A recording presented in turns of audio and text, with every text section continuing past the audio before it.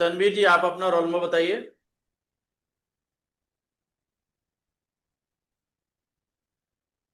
मेरा roll number 4250 411 है। Okay. Tanveer जी, आपको नीमच डिस्ट्रिक्ट से हैं?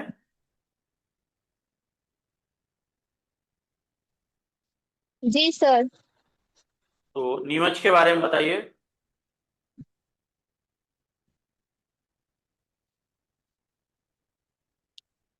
सर, नीमच में नीमच एक ऐतिहासिक रूप से प्रसिद्ध जिला रहा है। यहाँ पर 1857 की क्रांति शुरू हुई थी, 3 जून 1857 से। यहाँ एक ओपियम फैक्ट्री है। साथ ही यहाँ पर कई दार्शनिक स्थल हैं, जैसे भादवा माता मंदिर, किलेश्वर मंदिर, मोरवन डैम इत्यादि से। ओके। ये आपने विक्रम विश्वविद्यालय उज्जैन से आपने ग्रेजुएशन और पोस्ट ग्रेजुएशन किया हुआ है? जी सर। ये एमपी गवर्नमेंट के द्वारा इसका नाम बदला जा रहा है, क्या किया जा रहा है, कुछ पता है आपको? जी सर, विक्रमादित्य विश्वविद्यालय उज्जैन। ओके। ये विक्रम विश्वविद्यालय कब स्थापित हुआ था? जी सर। विक्रम विश्वविद्यालय कब स्थापित हुआ था?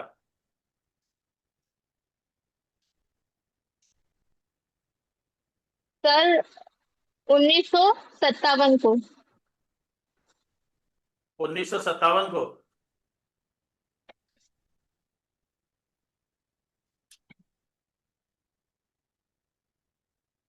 जी सर, ये याद आ रहा है। अच्छा, यूजीसी कब स्टैब्लिश हुआ है? यूजीसी विश्वविद्यालय अधिनियम के तहत 1956 में इस्टेब्लिश किया गया है। ओके। तो यूजीसी के काम क्या है? यूजीसी विश्वविद्यालय के लिए एक नियामक बोर्ड है। वो सभी विश्वविद्यालय के लिए नियम बनाता है। साथ ही विश्वविद्यालय में कार्यरत जितने भी प्रोफेसर होते हैं, असिस्टेंट प्रोफेसर होते हैं, उनके लिए योग्यताओं का निर्धारण करता है और विश्वविद्यालयों को एफिलिएशन प्रदान करता है ओके। ये रूसा क्या है? और ग्रांट भी प्रदान करता जी जी। रूसा।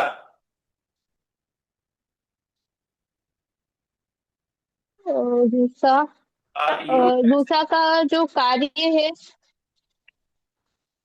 जी सर, आवाज कट रही है। रूसा के बारे में पूछ रहा हूँ। अ, जी सर।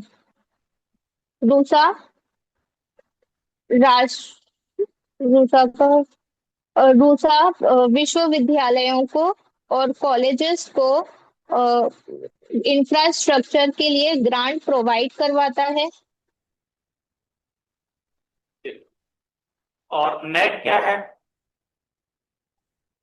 इसका फुल फॉर्म क्या है नेट का? सर, नेक का full form national accreditation assessment council है। ये विश्वविद्यालय महाविद्यालयों की इंफ्रास्ट्रक्चर की समीक्षा, वहाँ की एजुकेशन क्वालिटी की समीक्षा करता है और साथ ही उनकी उन्नति के लिए ग्रांट प्रोवाइड कराता है। ये कब स्टैब्लिश हुआ था नेक काउंसिल, कब बनी है?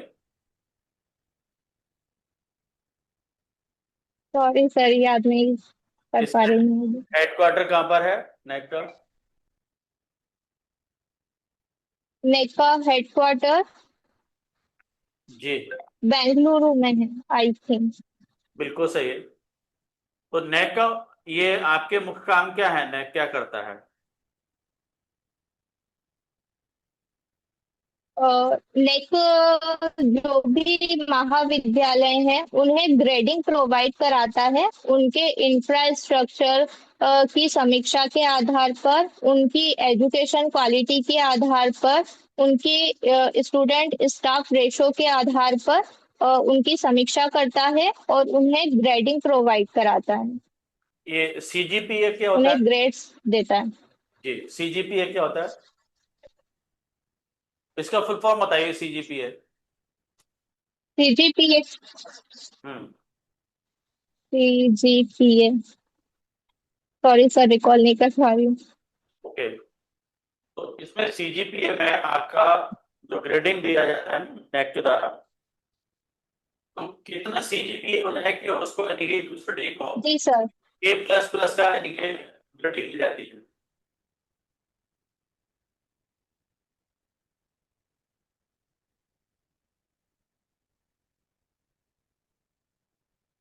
सर सॉरी सर, याद नहीं आ पा रहा। 3.5 से लेकर के 4 तक यानी कि आपका जो सीजीपीए हो जाता है तो आपको ए प्लस प्लस की रेटिंग मिल जाती है। आपका वो विक्रम जी सर। विश्वविद्यालय, विक्रम विश्वविद्यालय उसको कौन सी रेटिंग मिली हुई है?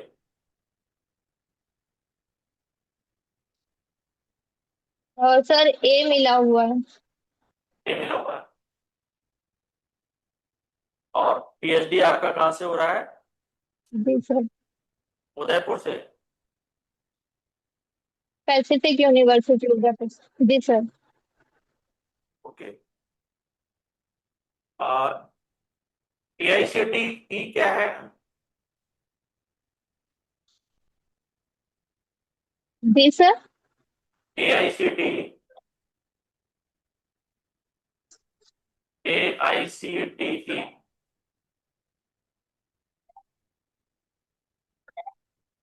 All India council of technology and education. Technical education. तो ये कब स्टैब्लिश हुआ था, कुछ आइडिया आपको? हाँ, टेक्निकल एजुकेशन। इसका क्या वर्क है इस काउंसिल का? Sorry sir. अच्छा, कोई बात नहीं। एनसीटीई, जी सर। एनसीटीई।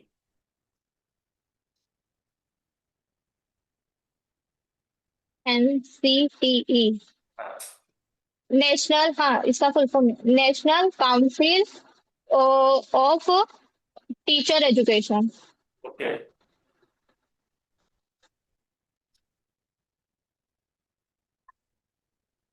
एनबीए क्या है? एनबीए।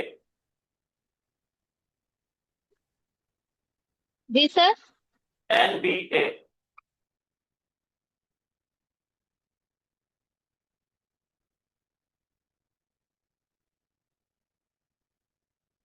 चलिए, कोई बात नहीं।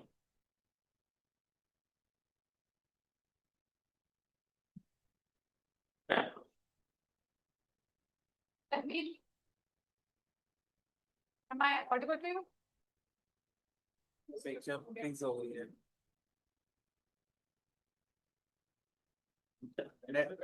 Network नहीं मैम, तन्वीर, नेटवर्क इशू है शायद। अभी मैं audible हूँ? मैम आपकी जी जी, अभी आवाज आ रही आपकी आवाज नहीं।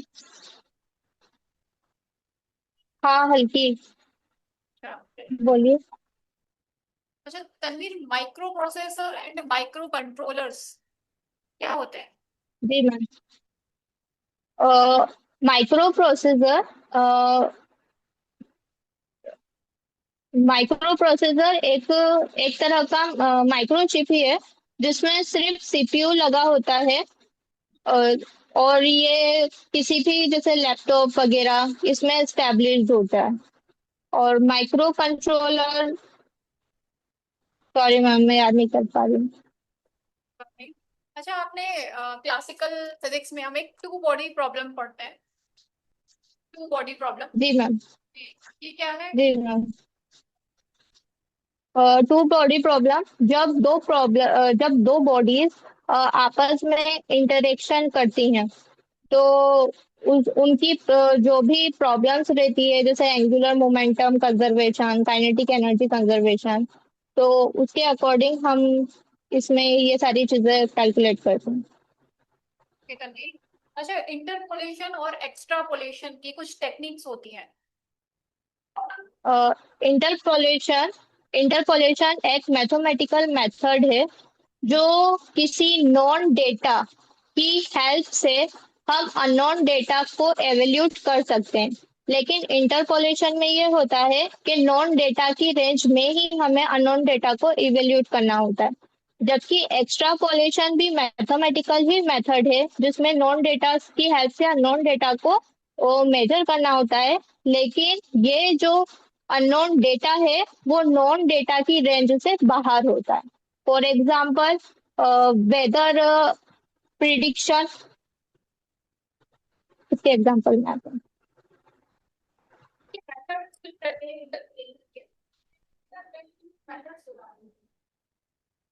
जी मैम। और इंटरपोलेशन जी जी मैम, आवाज नहीं समझ पा रही हूँ। अच्छा चलिए मैं एग्जांपल देती हूँ। एक रॉकेट की ट्रेजेक्टरी को फाइंड करने में, रॉकेट जो होता है, रॉकेट लॉन्च किया जाता है तो उसकी एक ट्रेजेक्टरी होती है, पाथ होता है। तो उसकी ट्रेजेक्टरी को जो है फाइंड जी, रोटेशन मेथड का क्या यूज रहता है? इंटरपोलेशन के एक्स्ट्रापोलेशन? इंटरपोलेशन। इंटरपोलेशन जैसे अगर हमको पहले से कोई नॉन डेटा है हमारे पास में, तो हम उसकी हेल्प से हम उस रॉकेट की ट्रेजेक्टरी को एक्सपेक्टेडली इवेल्यूट कर सकते हैं। नहीं, आपने देखा होगा कोई भी रॉकेट। मतलब कि कोई भी नॉन डेटा के बीच ओके हाँ, कंटिन्यू कीजिए आप। जैसे बीच में कोई भी जैसे नॉन डेटा है हमारे पास में, उसकी एक लंबी सी रेंज है, तो उसी के ही बीच में हमको उसके पाथ को, उसके कर्वेचर को हमको डिफाइन करना होता है। ओके चलिए ठीक। क्लाइन गॉर्डन इक्वेशन क्या है ये? क्या बताती है क्लाइन गॉर्डन इक्वेशन? हाँ, कैरन गॉर्डन भी बोलते क्लैन गॉर्डन इक्वेशन, हाँ, Klein Gordon equation quantum mechanics को रिलेटिविस्टिक से जोड़ती है, और ये पार्टी जीरो स्पिन पार्टिकल्स के लिए यूज की जाती है। इसके जो की कंपोनेंट्स है इक्वेशन के, वो समझा सकते हैं आप? उसका जो इक्वेशन। की कंपोनेंट इसमें, अ, इसकी अगर मैं पूरी इक्वेशन बोलना चाहूँ तो इसको मैं इस तरह से बोल सकती हूँ: del square psi minus 1/c² del square psi upon del t square minus i h cut del psi upon del t is equal to 0। इस तरह से हम इसको लिखते हैं ना। इसमें जो सी है वो स्पीड ऑफ लाइट को डिनोट करता है, और इसमें स्पेशल थ्योरी ऑफ रिलेटिविटी को क्वांटम मैकेनिक्स के साथ में जोड़ने का एक प्रयास किया गया था केले गॉर्डन द्वारा।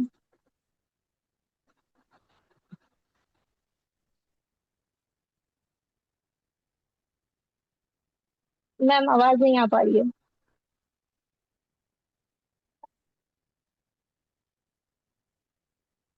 टाइम से लेके अभी तक अभी वर्तमान भी तक आवाज नहीं। बिल्कुल भी आवाज नहीं आ रही है। आपकी साइड का हाँ, नेटवर्क अब आई। अभी आई है ना? नेटवर्क स्ट्रेंथ आपके साइड का बहुत लो है, इसकी वजह से बार बार ब्रेक हो रही है आवाज। अच्छा तन्वी। मैम, यहाँ पर जी। हाँ, चलिए अभी आवाज आ रही है तो उसका हम यूज करते हैं। तो ग्रेविटेशनल वेव्स जो आइंस्टीन से लेकर अभी जी तक मैम, की चर्चा रहती है, ये क्या है? ग्रेविटेशनल वेव्स अंतरिक्ष में फैली वह वेव्स है जो किसी भी मैसिव बॉडीज के स्पेस टाइम कर्वेचर से डिफाइंड की जाती है। और जनरली हम डार्क मैटर्स, डार्क एनर्जीज को इन्वेस्टिगेट करने के लिए इसका यूज करते हैं। और एक पार्टिकल है ग्रेविटॉन, उसकी प्रेजेंस को भी इसके माध्यम से समझा जा रहा है। अच्छा, इसको लेकर अभी दो चार मतलब कुछ वर्षों पहले भी कुछ एक्सपेरिमेंट्स हुए हैं, अभी भी जो है कुछ एक्सपेरिमेंट इंडिया में जो है इससे रिलेटेड हो रहे हैं यूएसए के साथ मिलके। तो उसके बारे में बता सकते हैं आप? हाँ ग्रेविटेशनल वेव्स को मैम। समझने का। कुछ पढ़ा है याद महाराज? नहीं कर पा रही हूँ, अच्छा चलिए कोई बात नहीं, सॉरी मैम। कोई बात नहीं। ओके नेक्स्ट वन इज, अच्छा बाउंड्री वैल्यू प्रॉब्लम, ये क्या है? बाउंड्री वैल्यूज प्रॉब्लम, जब भी हम किसी भी, जैसे क्वांटम मैकेनिक्स हुआ, मैथमेटिकल फिजिक्स हुआ, उसमें जब भी हम डिफरेंशियल इक्वेशंस को सॉल्व करते हैं या किसी प्रॉब्लम्स को सॉल्व करते हैं, तो हम एक रेंज डिसाइड करते हैं। उस रेंज के अंदर किसी पार्टिकल की पोजीशन फाइनाइट होनी चाहिए और उसका डेरिवेटिव, उस फंक्शन का डेरिवेटिव भी फाइनाइट होना चाहिए। तो इस तरह की कंडीशंस को ही हम बाउंड्री वैल्यू कंडीशंस कहते हैं। अच्छा हाँ, तनवीर एक गॉड पार्टिकल पार्ट सुनते हैं, इसके बारे में बहुत चर्चा रहती है, न्यूज फिजिसिस्ट इसको लेकर जो है काफी सारा डिस्कशन करते हैं। गॉड पार्टिकल क्या है ये फिजिक्स के, आप इसको समझाइए जी फिजिक्स। मैम। मैम ऐसे पार्टिकल जिसे हम हिग्स बोसॉन भी कहते हैं, ये वो फंडामेंटल पार्टिकल्स हैं जो दूसरे पार्टिकल्स को मास प्रोवाइड कराते हैं। तो चूंकि ये मास देने का काम करते हैं, तो हम इसलिए इन्हें गॉड पार्टिकल्स कहते हैं। Large hadron collider, collider basically एक सर स्विट्जरलैंड में बनाया गया था। आवाज आ रही है? जी जी। जी जी, तो उसके बारे में कुछ बता सकते हैं, उसने हाँ बेसिकली जी मैम। फाइंडिंग्स क्या थी उसकी? जो लार्ज हाइड्रॉन कोलाइडर है, स्विट्जरलैंड और फ्रांस जेनेवा में है।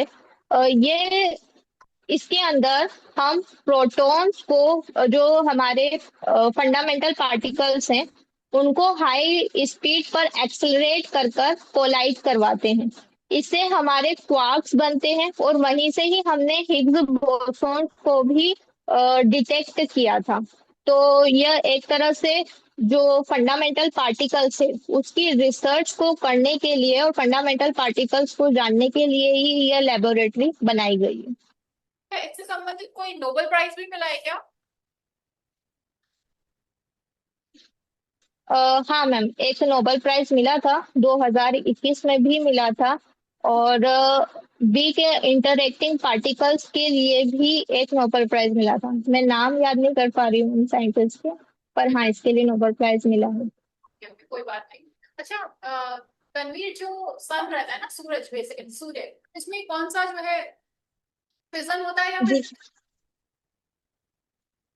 फिर light energy ma'am, generate nuclear fusion होता है। होता है? तो हम ऐसा ही आपने न्यूक्लियर फ्यूजन होता है। होता है, तो ऐसा अभी हम आर्टिफिशियल सन का एक कॉन्सेप्ट मैम आपकी आवाज में कर। ओके, आर्टिफिशियल सन इसके बारे में सुना है आपने? हाँ, आर्टिफिशियल सन के बारे में सुनिए। हाँ, कहाँ क्या है ये और कैसे कहाँ बनाया जा रहा है, क्यों चर्चा में है इतना? आर्टिफिशियल सन को इंडिया गवर्नमेंट में भी कहीं आईपी, सॉरी मैम मैं अभी याद नहीं कर पा रही हूँ, लेकिन हाँ इसके बारे में पढ़ा जरूर है, लेख हो रहा है। चलिए मेरा लास्ट क्वेश्चन है नवीन, लॉक इन डिटेक्टर्स क्या होता है? Lock in detectors. Lock in detectors, जी मैम, ये हम इलेक्ट्रॉनिक्स में पढ़ते हैं। जो नॉइजी फ्रिक्वेंसी होती है उनको डिटेक्ट करके रोकने का काम करता है, और हमारी जो सिग्नल है उसको स्मूथ बनाने का काम करता है। ऑलराइट तनवीर, नेक्स्ट क्वेश्चन आपसे। हाँ, चलिए।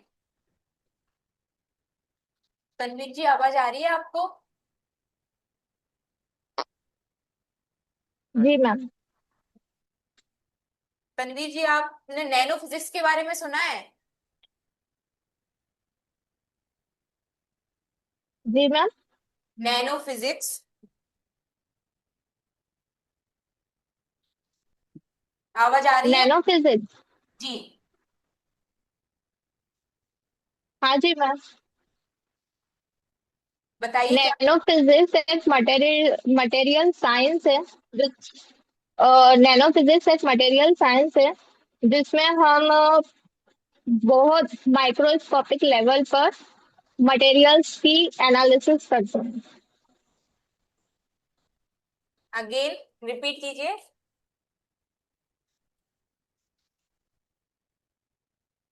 नैनो फिजिक्स मटेरियल साइंस से जुड़ा एक सब्जेक्ट है जिसमें हम माइक्रोस्कोपिक लेवल पर अ, हम मटेरियलिस्टिक का अध्ययन करते हैं, मटेरियल साइंस का अध्ययन करते इसका रियल लाइफ में कहाँ मतलब इम्प्लीमेंट कहाँ होता है नैनो फिजिक्स का?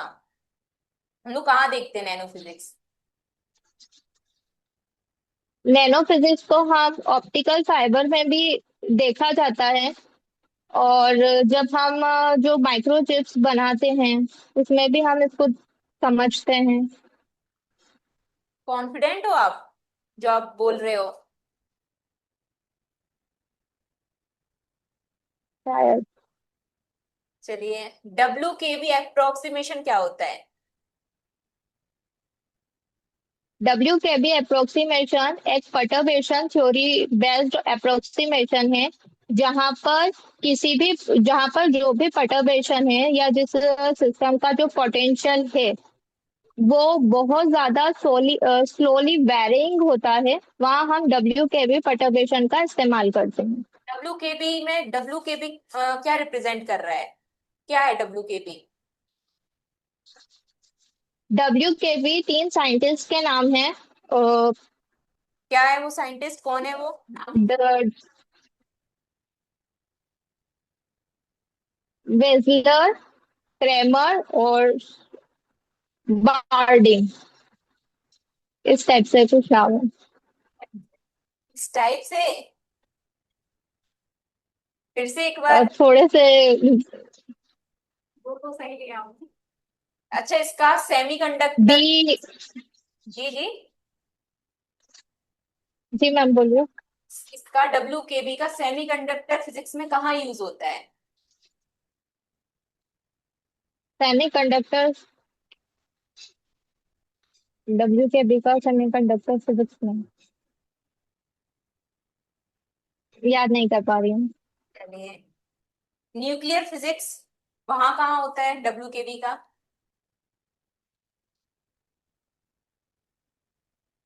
न्यूक्लियर फिजिक्स में। जी।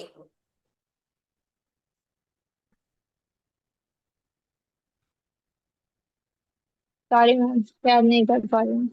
कोई बात नहीं। अल्फा बीटा डी गामा डीके सुना है आपने? जी मैम। इसमें आप दो मेजर सिमिलरिटी और डिफरेंस बताइए। अल्फा बीटा और गामा डीके, ये तीनों ही न्यूक्लियर डीके हैं। अ, जब हम अल्फा डीके की बात करते हैं तो अल्फा डीके तब होता है जब कोई पेरेंट न्यूक्लियाई का एटॉमिक मास 4 नंबर से कम और एटॉमिक नंबर 2 से कम होता है, तो जो डॉटर न्यूक्लियाई बनता है वो हीलियम एटम बनता है। 4 नंबर। और बीटा डीके तब होता है अल्फा डीके में एटॉमिक नंबर 4 से कम, हीलियम एटम बनता है मैम उसमें। तो जो पेरेंट न्यूक्लियाई है वो उसका एटॉमिक नंबर जो वो टूट कर जब डोटर न्यूक्लियाई बनता है तो डोटर न्यूक्लियाई का एटॉमिक नंबर पेरेंट से 4 एटॉमिक नंबर उसका 4 पॉइंट से कम हो जाता है, मतलब A-4, इस तरह से हम उसको रिप्रेजेंट करते हैं। और चलिए, कोई बात नहीं। आप होलोग्राफी बताइए, होलोग्राफी क्या होती है? नाम सुना है होलोग्राफी? होलोग्राफी सुना तो है, पर सॉरी मैम, हाल नहीं लेता। कोई बात नहीं। स्पिन ऑर्बिट कपलिंग क्या होता है? स्पिन ऑर्बिट कपलिंग किसी भी एटम का ऑर्बिटल एंगुलर मोमेंटम जब उसके स्पिन एंगुलर मोमेंटम से कपल्ड करता है तो उसको हम स्पिन ऑर्बिट कपलिंग कहते हैं। और जो टोटल एंगुलर मोमेंटम आता है जे टू, वो L+S होता है। कैट नोटेशन क्या होता है? कैट नोटेशन एक वेक्टर नोटेशन है जो हम स्पेसिफिकली मैथो क्वांटम मैकेनिक्स में यूज करते हैं। इसको किसी भी वेव फंक्शन को वेक्टर फॉर्म में रिप्रेजेंट करने के लिए हम केट नोटेशन का इस्तेमाल करते हैं, जिसे साइंटिस्ट डिराक ने इवेल्युएट किया था। अच्छा, लाप्लेस एंड पॉइसन इक्वेशन क्या होता है, दोनों में कोई रिलेशन है क्या? लाप्लास और पॉइसन, जी मैडम,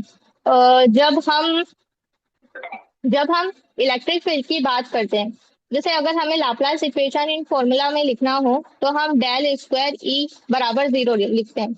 मतलब जहां पर कोई भी सोर्स नहीं होता है वहां पर जो लाप्लास इक्वेशन है वो उसको रिप्रेजेंट करता है। लेकिन जहां कोई इलेक्ट्रिक सोर्स मौजूद होता है तब वहां पर हमें इलेक्ट्रिक फील्ड को रिप्रेजेंट करने के लिए हम पॉइसन इक्वेशन का इस्तेमाल करते हैं। Del square E is equal to rho upon epsilon 0। इसमें कोई डेल स्क्वायर वी, जी जी लिक्विड ड्रॉप मॉडल पढ़ा है आपने, सुना है कहीं पे? जी मैम, क्या होता है? न्यूक्लियर मॉडल है। जी क्या होता है? न्यूक्लियर जब न्यूक्लियाई को स्टडी किया जा रहा था तब उसे स्टडी करने के लिए उसका कंपैरिजन एक लिक्विड ड्रॉप से किया गया। जिस तरह से एक लिक्विड का ड्रॉप जिसकी डेंसिटी लगभग कांस्टेंट होती है, उसी तरह से ये माना गया कि एक एटम की जो डेंसिटी है वो भी कांस्टेंट होगी, और लिक्विड ड्रॉप मॉडल के आधार पर ही उसकी वैल्यू 1.76 इंटू 10⁻17 निकाली गई। उसी तरीके से लिक्विड ड्रॉप मॉडल की सहायता से ही सेमी इंपेरिकल मास फॉर्मूला भी दिया गया, क्या है जो वो? न्यूक्लियाई की सेमी मास इंपेरिकल फॉर्मूला उसकी बाइंडिंग एनर्जी, न्यूक्लियाई की बाइंडिंग एनर्जी को डिनोट करने वाला एक फॉर्मूला है, जिसमें 4 फोर्स होते हैं, जिसमें 4 एनर्जी होती है। वॉल्यूम एनर्जी, फॉर्मूला बताइए। Symmetric energy, coulomb energy. Formula अगर मैं उसका बताऊं तो इसको हम इस तरह से लिखते हैं, binding energy is equal to A V into atomic mass A minus A S coefficient of symmetric A S A की पावर 2/3 सेल मॉडल सुना है आपने? Minus A C. Okay okay, shell model. हाँ, शेल मॉडल सुना है। Shell model और nuclear drop model, जो liquid drop model था, इसमें कोई सिमिलरिटी दिख रही थी क्या उस टाइम पे जब साइंटिस्ट ने इस पे वर्क किया? शेल मॉडल और न्यूक्लियर, एक्चुअली जो शेल मॉडल है वो न्यूक्लियाई के मैजिक नंबर को डिनोट करता है, और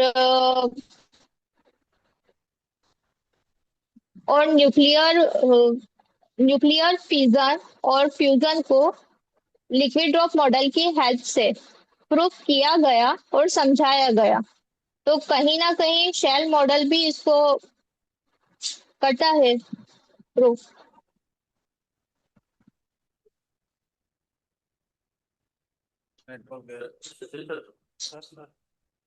एक मिनट इसको हटा दें।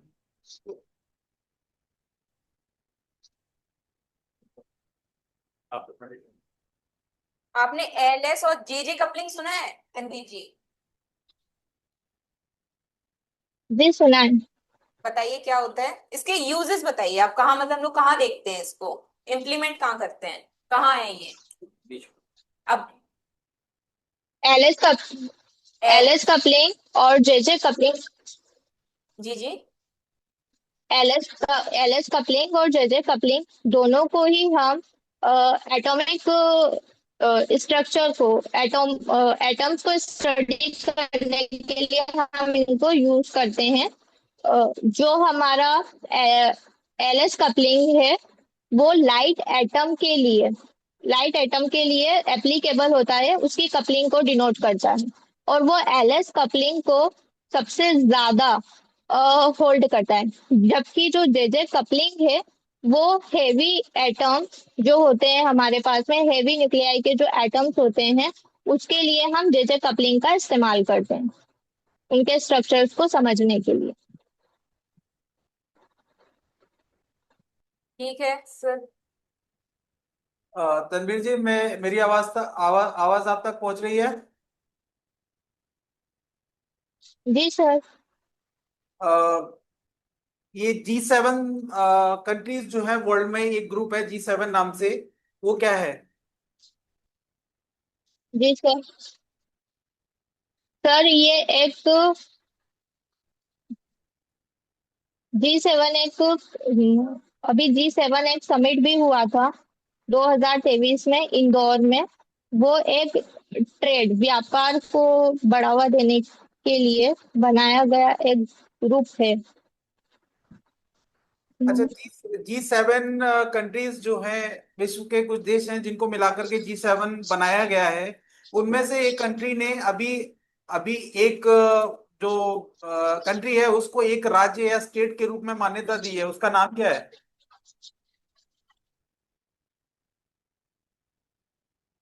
सर याद नहीं कर पा रही हूँ। अच्छा, हमारे यहाँ अभी जो 79th जो स्वतंत्रता दिवस मनाया गया है, उसकी थीम क्या थी? ये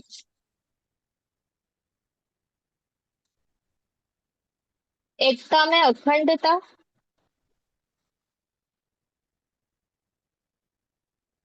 अच्छा, अभी सर खेलों से सॉरी याद नहीं कर पा। अभी खेलों से संबंधित अभी एक संशोधन पारित किया गया है, वो क्या है?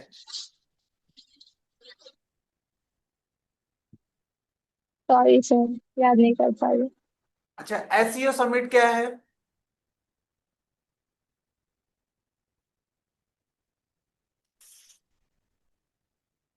Sorry sir.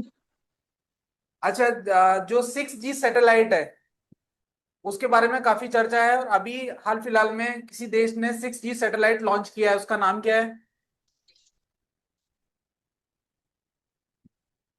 6G satellite.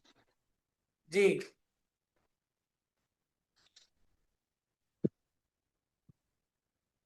6G network से संबंधित है सर ये, जैसे 5G नेटवर्क चल रहा है। जी हाँ, जैसे आपका 5G नेटवर्क आज हम इस्तेमाल कर रहे हैं और जिसके माध्यम से हम आपसे बात कर पा रहे हैं, उसी तरीके से 6G जो जी सर। सेवाएं हैं वो भविष्य में इस नेटवर्क को और जी बेहतर जी बनाएंगे। सर। उससे संबंधित जो है एक 6G सैटेलाइट लॉन्च किया गया है, वो किस देश ने किया है? जी सर। और सर याद नहीं कर पा रही हूँ, लेकिन थोड़ा थोड़ा याद आ रहा है, शायद इंडिया ही है उसमें सम्मिलित। I don't think so. अच्छा, मैं आपसे एक, जैसे हमारे मध्य प्रदेश में लाडली बहना योजना जो चल रही है, जो गरीब तबके से जो लोग जी आते हैं सर। उनके लिए, उसी तरीके से माझी लाडकी योजना किस राज्य ने प्रारंभ की है? माझी लाडकी योजना। हम्म, माझी लाडकी महाराष्ट्र राज्य ने। ठीक है। मेरा अगला प्रश्न है आपसे कि 2025 में शतरंज की जो इंटरनेशनल कंपटीशन ऑर्गेनाइज होना है, वो किस देश में होना है?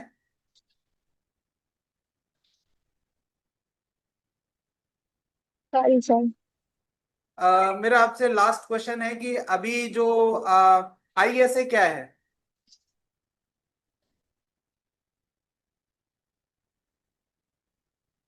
इंटरनेशनल सोलर अंतर्राष्ट्रीय सौर गठबंधन, हिंदी में अगर बोले तो। इसमें अभी हाल ही में एक देश को शामिल किया गया है, उस देश का नाम क्या है?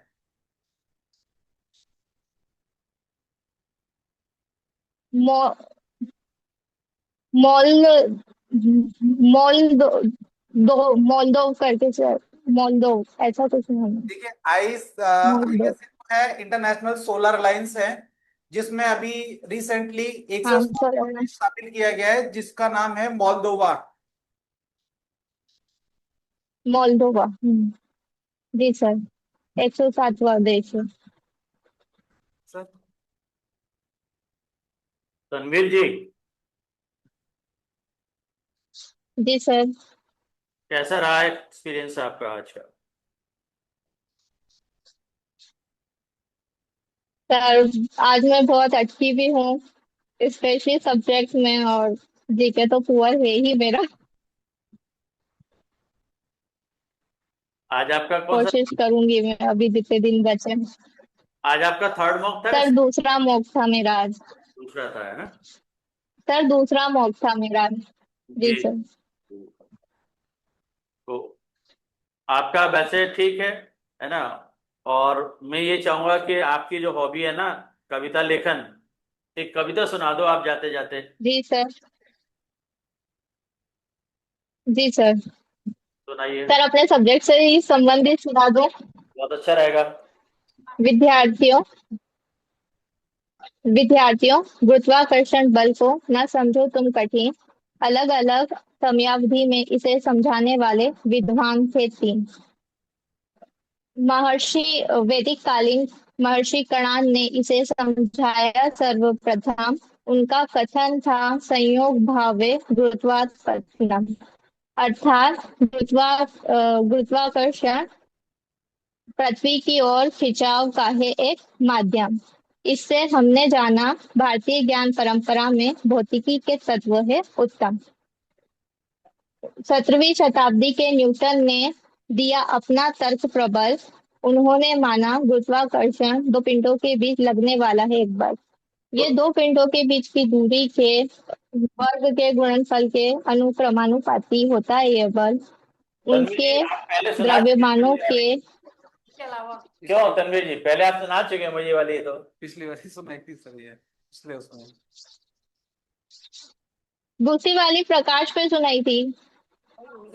जो सुनाई थी, बट ये ऐसी फिजिक्स से रिलेटेड फिजिक्स से related। प्रकाश का कारण हाँ। फिजिक्स से हटके कोई सुनाओ आप। फिजिक्स से अच्छा अच्छा। हाँ हाँ।